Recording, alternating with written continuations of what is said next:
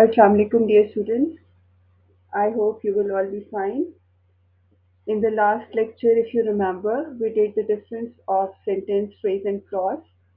And I told you guys that in the next lecture, we are going to start with with the kinds of sentences according to their structure. So if your concept of the sentence, phrase, and clause very much clear, and the kinds of clauses is very much clear, then today's topic or today's lecture is not going to be very difficult for you people to understand. So today we are going to understand the sentence structure. How do you vary a sentence structure? So whenever we talk about a sentence, we have four kinds of sentences according to their structure: simple sentence, compound sentence, complex sentence, and the last is compound complex sentence. And there are two other names for this compound complex sentence. It can also be used as a mixed sentence or multiple sentence. Three of these names they can be used by the examiner, either compound complex sentence or mixed sentence or multiple sentence. So you must know all these names of the compound complex sentence. So first of all, we have to see that what is a simple sentence. A simple sentence has one independent clause, one subject, and a verb. So what does it mean? If you see in the example, I live in San Francisco, it means I live in San Francisco does have one subject. Live in San Francisco is a predicate. It means just one subject and one predicate is there.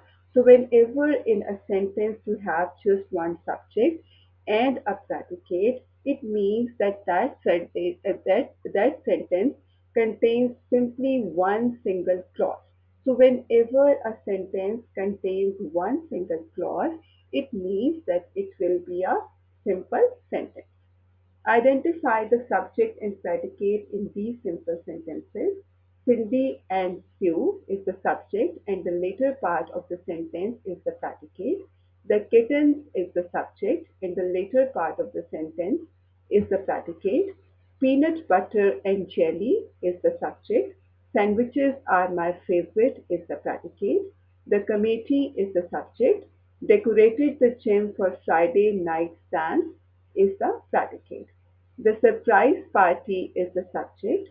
Was organized by Wendy's two best friends is the predicate. It means that you can easily see that in all these sentences we have just one single clause because one single clause is made up of one subject and the predicate. So such kind of sentence in which you have one single clause, one subject and the predicate is called a simple sentence. Then we come to the next kind, that is the compound sentence. A compound sentence has two or three independent clauses. In the whole of the sentence, whatever number of clauses there may be, there can be two clauses, there can be three clauses, but all the clauses, when they will be independent clauses, such kind of sentence will be called a compound sentence. It means that in a compound sentence, all the clauses are independent. And in how many ways we can link the independent clauses, either with the help of a semicolon or with the help of a coordinating conjunction or with some transitional device like so, therefore, such kind of words can also be there in order to join the independent clauses. Now, the easy way to remember the conjunctions, the coordinating conjunctions, which are always there to join two independent clauses, they are fanboys. F stands for, A stands for and, M stands for nor, B stands for but, O stands for or, Y stands for yet, and so stands for so. So these are the coordinating conjunctions which are always there to join, to coordinate or independent clauses, and the easy way to remember them is the trick with the fan voice.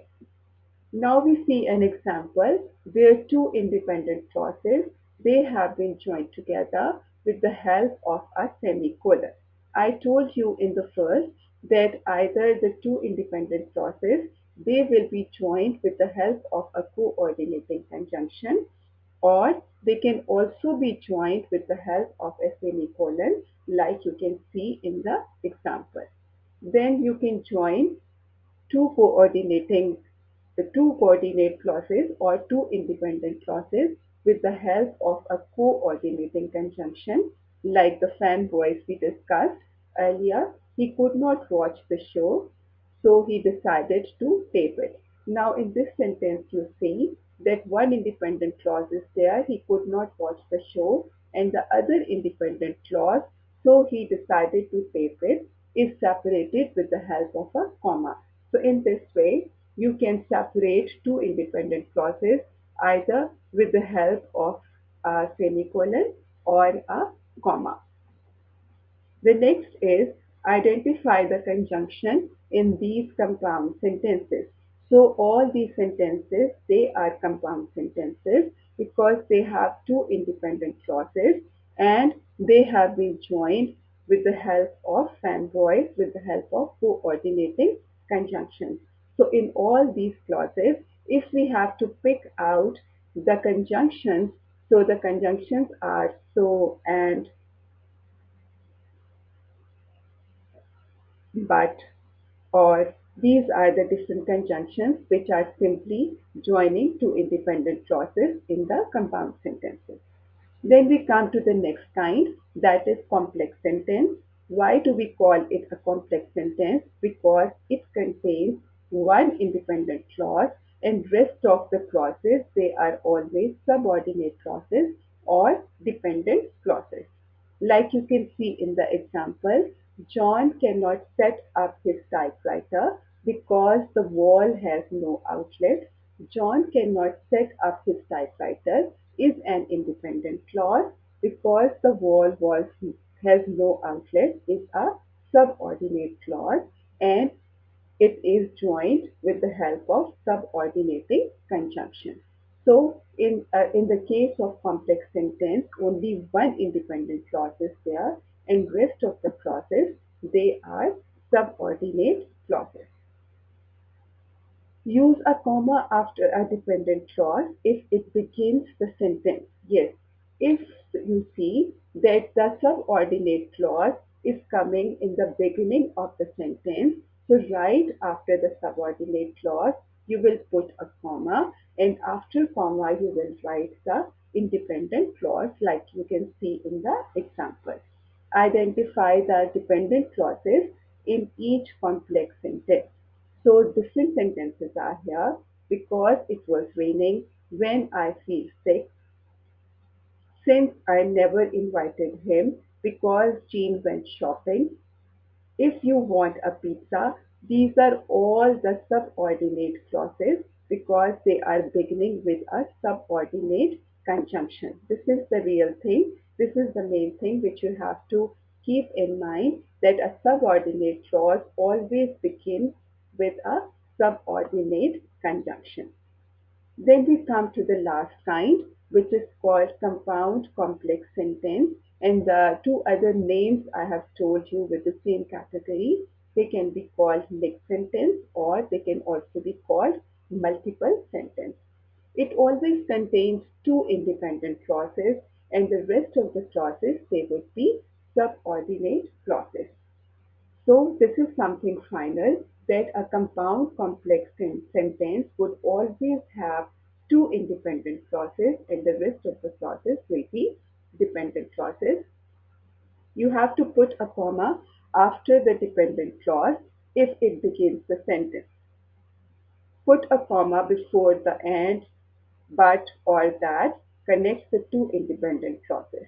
So Charlie could not, if you see the example, Charlie could not hear his watch. It means this is an independent clause because it had stopped. It is a subordinate clause, comma, and he has worried. And the other independent clause has been separated from the subordinate clause with the help of the comma. It means that this sentence has two independent clauses and one subordinate clause, so it would be a compound complex sentence. Because it had stopped is a subordinate clause. Charlie could not hear his watch. It is again independent clause, and he was worried, another independent clause. Although Sarah called out for Charlie is a subordinate clause because it is beginning with a subordinating conjunction, that is although. No one answered is an independent clause, and Sarah was scared is another independent clause. Two independent clauses are there and one dependent clause is there, so it would be a compound complex sentence. Sarah could not see Charlie, independent clause, but when she was on the hilltop, again the other independent clause, she could not hear him cry out. So, in this way, as she could not hear him cry out. So in this way, you have to identify the compound complex sentences because they would be having two independent clauses and the rest of the clauses they would be subordinate clauses. So I hope that your idea of all the kinds of sentences would be very much clear. Now we have some practice sentences over here, which I have picked from your past papers. The wire was burnt and destroyed. Now, guys, you can see that in this practice worksheet, you can see that there is only one single clause. So it will be a simple sentence. She likes sweets, one independent clause, yet she seldom eats them, the other independent clause. So it will be a compound sentence.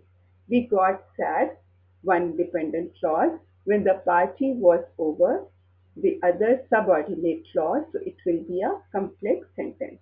The people sailed in boats, independent clause, and they landed on an island, independent clause, where they lived in a camp, subordinate clause. So it will be a compound complex sentence because it has two independent clauses and one dependent clause. Amna and Aman were tied, just one single clause. So it will be a simple sentence. We stayed at home, independent clause, while our parents went for dinner, subordinate clause, so it is a complex sentence. Ali forgot his lunch, independent clause, so Amna brought it to him, the other independent clause, so it will be a compound sentence. I picked up the branches, independent clause, that were in the garden, subordinate clause, and Alia threw them away, is a is an independent clause. So having two independent clauses and one subordinate clause, it will be a compound complex sentence. So I hope that your idea with all the kinds of sentences and their structure will be quite clear. So okay students, Allah Hafiz from my side. Keep on revising the things till the next lecture. Allah Hafiz.